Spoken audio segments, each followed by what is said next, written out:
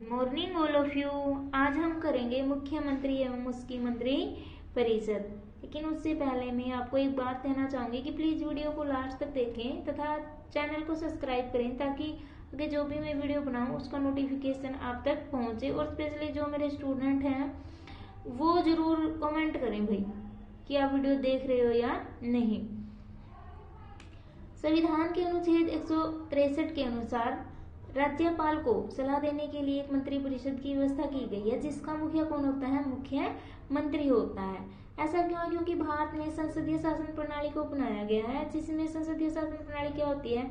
इसमें दो प्रकार की कार्यपालिका होती है, नाम मात्र और वास्तविक। नाम मात्र कार्यपालिका कौन है? राज्यपाल है कि सभी कार्य होते हैं जो राज्यपाल के नाम पर होते हैं। और वास्तविक कार्यपालिका मुख्यमंत्री और मंत्री परिषद है।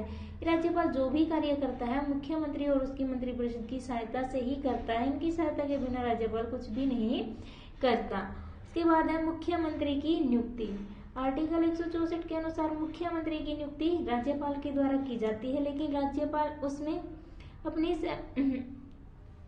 राज्यपाल किस व्यक्ति को मुख्यमंत्री नियुक्त करता है? जिसको विधानसभा में बहुमत दल का जो नेता हो, मतलब जिसको विधानसभा में बहुमत प्राप्त हो जिस दल को, उसी व्यक्ति को मुख्यमंत्री नियुक्त करता है। कई बार ऐसा होता है कि बहुत सारे राजनीतिक दल होने के कारण किसी भी दल को स्पष्ट बहुमत न मिले तो उस टाइम राज्यपाल अपनी सविवेक शक्ति का प्रयोग कर सकते हैं और किसी भी दल के नेता को मुख्यमंत्री नियुक्त कर सकते हैं। लेकिन उसमें कंडीशन होती है कि 6 महीने तक उसको अपना बहुमत सिद्ध करना होता है विधानसभा में। इसके बाद है योग्यताएं। मुख्यमंत्री के लिए मुख्य योग्यता ये होती है कि उसको विधानसभा का सदस्य होना चाहिए, विधानसभा के किसी भी सदन का सदस्य होना चाहिए। अगर कोई व्यक्ति की विधानसभा के किसी भी सदन का सदस्य नहीं है तो 6 महीने के अंदर उसको किसी भी सदन की सदस्यता लेनी आवश्यक है। विधानसभा में 2 सदन होते हैं, विधानसभा तथा विधान परिषद। ज्यादातर एक ही सदन होता है विधानसभा में, क्योंकि 2 सदन होते हैं वो 6 राज्यों में ही होते हैं। इसके बाद है अवधि।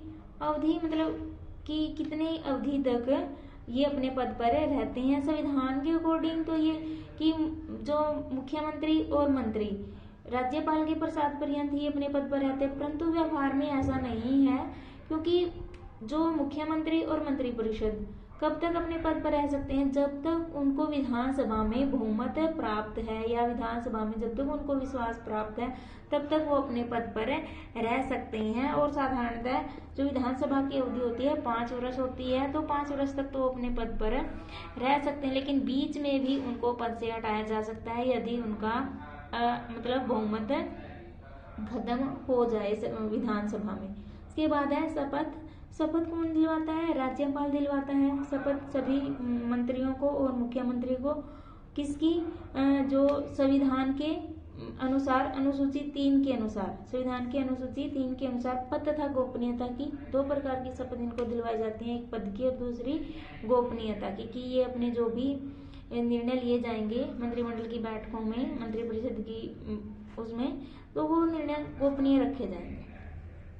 इसके बाद है मंत्रिपरिषद का निर्माण। मंत्रिपरिषद का निर्माण राज्यपाल करता है मुख्यमंत्री की सहायता से, क्योंकि मुख्यमंत्री राज्यपाल को एक लिस्ट देता है जिसमें वो अपने मंत्रियों को, जिसमें मंत्रियों के नाम होते हैं और राज्यपाल उन्हीं को नियुक्त करता है, अपॉइंट करता है। इसके बाद है मंत्रिपरिषद का आकार। मंत्रिपरिषद के आकार के बारे में पहले कोई निश्चित नहीं था कि कितना आकार होगा, और अपनी अपनी मर्जी से जो मुख्यमंत्री थे मंत्री निर्धारित करते थे। लेकिन 91वें संवैधानिक संशोधन 2003 के बाद विधानसभा की संख्या जितनी होगी उसके 15% से अधिक नहीं होना चाहिए मंत्रिपरिषद का आकार। लेकिन मुख्यमंत्री सहित मंत्रियों की संख्या 12 से कम भी नहीं होनी चाहिए।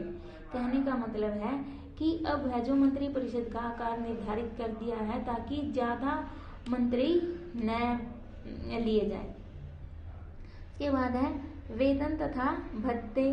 जो वेतन तथा भत्ते होते हैं मंत्री और मुख्यमंत्री के, सभी राज्यों के अलग अलग होते हैं, उस राज्य की परिस्थितियों के अकॉर्डिंग निर्धारित किए जाते हैं और राज्य का विधानमंडल इनको निर्धारित करता है।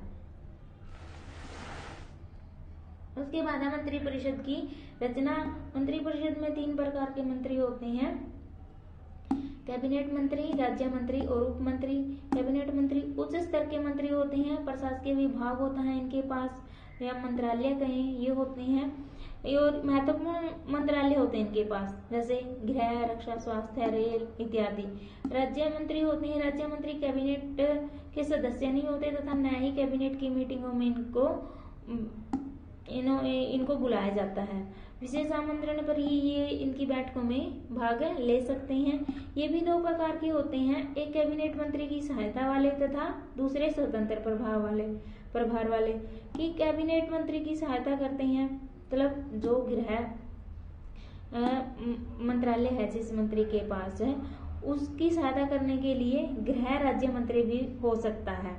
और एक होता है कि स्वतंत्र प्रभार, कि जो रक्षा विभाग है उसका एक विभाग इस मंत्री को सौंप दिया जाता है, स्वतंत्र प्रभार। उसको किसी एक कोई शाखा दे दी जाती है उसको, और उसका वह स्वतंत्र प्रभारी होता है। तो इसमें भी ये 2 प्रकार के होते हैं।